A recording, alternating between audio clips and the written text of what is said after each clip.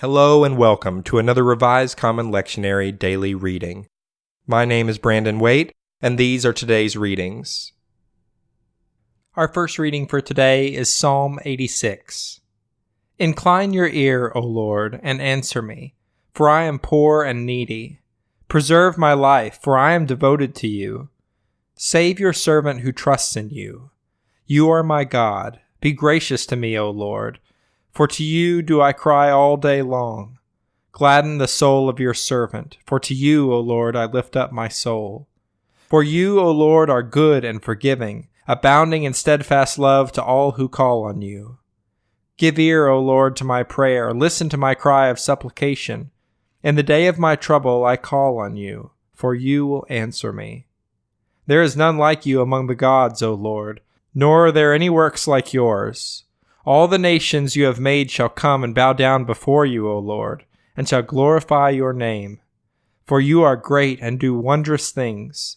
You alone are God. Teach me your way, O Lord, that I may walk in your truth. Give me an undivided heart to revere your name. I give thanks to you, O Lord my God, with my whole heart, and I will glorify your name forever. For great is your steadfast love toward me. You have delivered my soul from the depths of Sheol.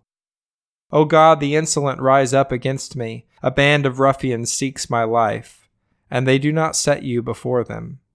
But you, O Lord, are a God merciful and gracious, slow to anger and abounding in steadfast love and faithfulness. Turn to me and be gracious to me. Give your strength to your servant. Save the child of your serving girl.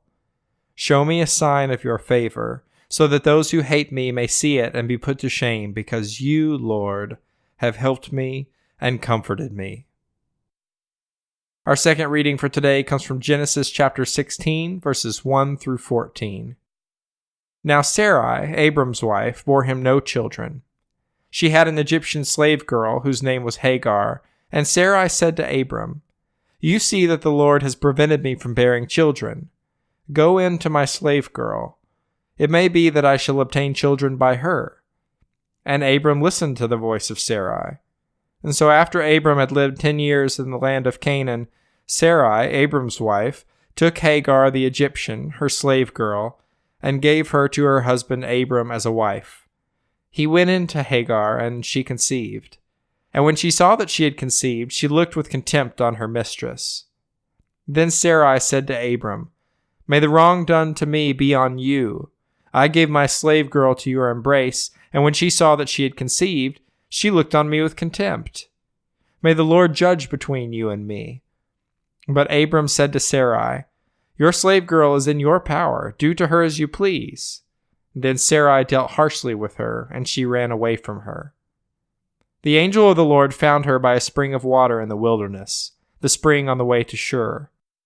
And he said, "Hagar, slave girl of Sarai, where have you come from, and where are you going?" She said, "I am running away from my mistress Sarai." The angel of the Lord said to her, "Return to your mistress, and submit to her." The angel of the Lord also said to her, "I will so greatly multiply your offspring that they cannot be counted for multitude." And the angel of the Lord said to her, "Now you have conceived and shall bear a son. You shall call him Ishmael, for the Lord has given heed to your affliction.